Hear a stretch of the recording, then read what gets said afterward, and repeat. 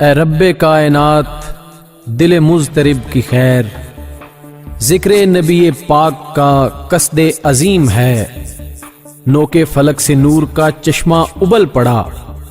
کنجے خرا سے سدرہ تلک صرف میم ہے۔ پراسرار دنیا کے معزز دوستو، بسم اللہ الرحمن الرحیم۔ آج کا موضوع سخن 12 ربیع الاول یعنی محسن انسانیت نبی امی صلی اللہ علیہ وآلہ وسلم کے یوم پیدائش کے حوالے سے ہے۔ گویا آج اس کم علم اور کج فہم کو اس روشن دن پر چند حرف بولنے کا اعزاز حاصل ہو رہا ہے، جب رب کائنات نے عالم انسانیت پر اپنی نعمتیں تمام کرتے ہوئے نبی آخر الزماں صلی اللہ علیہ وآلہ وسلم کو دنیا میں بھیجا۔ آپ کی آمد کے ساتھ ہی جو معجزات وقوع پذیر ہوئے، آج ہم اختصاراً ان کا تذکرہ آپ کے سامنے رکھنے کی کوشش کریں گے، لیکن اس سے قبل گزارش ہے کہ نئے آنے والے ساتھی چینل کو سبسکرائب کر کے ساتھ موجود گھنٹی کے بٹن کو بھی دبا دیں۔ معزز خواتین و حضرات، اگرچہ بعض علماء کے نزدیک آپ صلی اللہ علیہ وآلہ وسلم کی تاریخ پیدائش 9 ربیع الاول بنتی ہے، لیکن امت کی اکثریت اس بات پر متفق ہے کہ یہ 12 ربیع الاول کی ایک سہانی صبح تھی، جب خانوادہ بنو ہاشم کے ایک مرحوم فرد حضرت عبداللہ رضی اللہ تعالی عنہ کے ہاں آپ صلی اللہ علیہ وآلہ وسلم کی ولادت مبارکہ ہوئی۔ یہی وہ لمحات تھے جب کسریٰ کے محل میں صدیوں سے جلنے والی آتش سرد ہونے کا پہلا معجزہ وقوع پذیر ہوا۔ جیسا کہ یہ بات ہم میں سے اکثر لوگ جانتے ہیں کہ آپ صلی اللہ علیہ وآلہ وسلم کی آمد کی خبر قبل از وقت بائبل اور توریت میں آپ صلی اللہ علیہ وآلہ وسلم کے اسم گرامی احمد کے ساتھ دی جا چکی تھی۔ سو ایک تاریخی روایت کے مطابق ملک شام کا رہنے والا ایک یہودی عالم جس کو کتب سابقین کا علم حاصل تھا، مکہ میں آ کر وہیں مقیم ہو گیا۔ اس نے ایک دن ایک بلند مقام پر کھڑے ہو کر آواز دی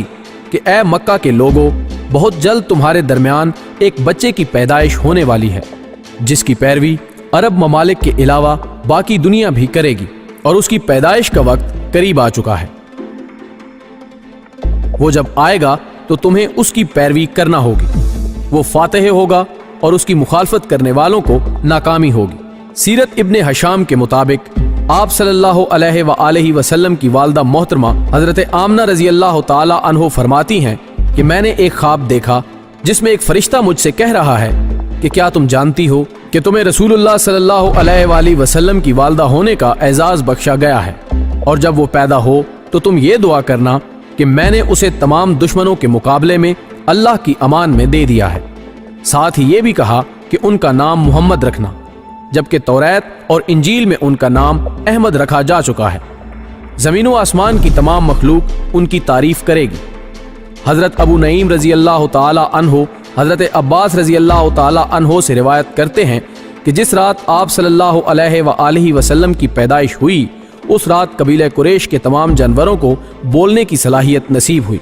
اور وہ کہہ رہے تھے کہ رب کعبہ کی قسم، رسول اللہ صلی اللہ علیہ وآلہ وسلم دنیا میں تشریف لا چکے ہیں، اور وہ دنیا کے لیے پیام امن اور کائنات کی اعلیٰ ترین شخصیت ہیں۔ نہ صرف جانور بلکہ دیگر مخلوقات بھی ایک دوسرے کو مبارکباد دے رہے تھے۔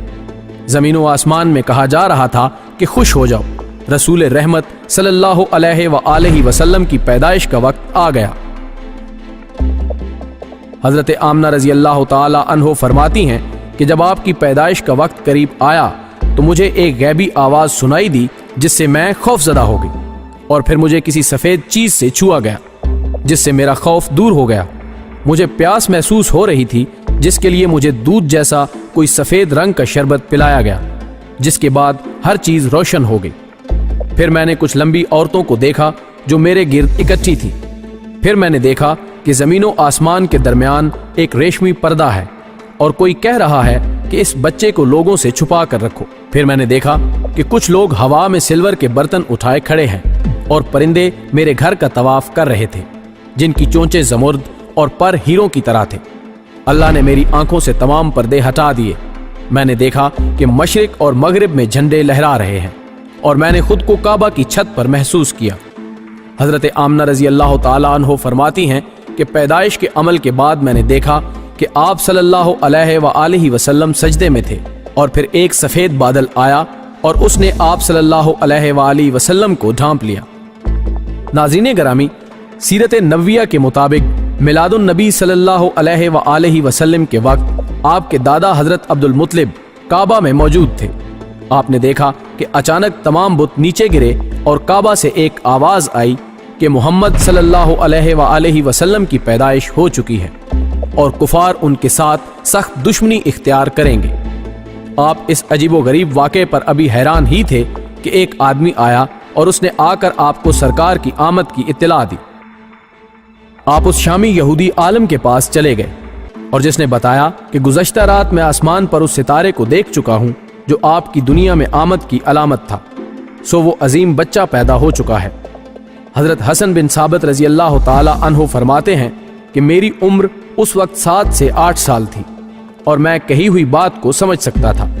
میں نے دیکھا کہ اس صبح وہ یہودی ایک پتھریلی چٹان پر کھڑے ہو کر بآواز بلند کہہ رہا تھا کہ اے یہودیو، اکٹھے ہو جاؤ، میرے پاس ایک بہت بڑی خبر ہے۔ جب لوگ اکٹھے ہوئے تو اس نے کہا کہ احمد کی خبر دینے والا ستارہ طلوع ہو چکا ہے اور وہ نبی مکرم صلی اللہ علیہ وآلہ وسلم دنیا میں تشریف لا چکے ہیں، جن کا ہم سب کو انتظار تھا۔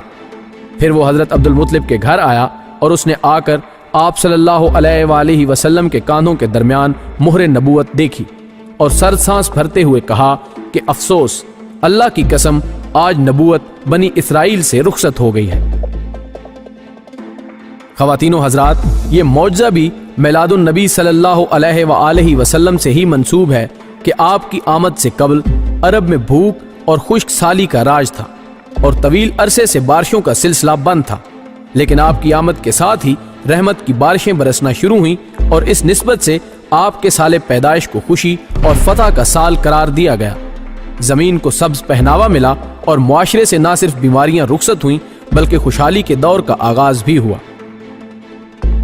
ناظرین گرامی، اگر میلاد شریف سے منسوب معجزات کو تفصیل سے بیان کیا جائے تو کئی گھنٹوں کی ویڈیوز تیار ہو سکتی ہیں، جس کی ہمیں یہ محدود وقت اجازت نہیں دیتا، لیکن امید ہے کہ سرور کائنات صلی اللہ علیہ وآلہ وسلم کا یہ مختصر ذکر بھی ہمارے ایمان کے لیے باعث تقویت ہوگا۔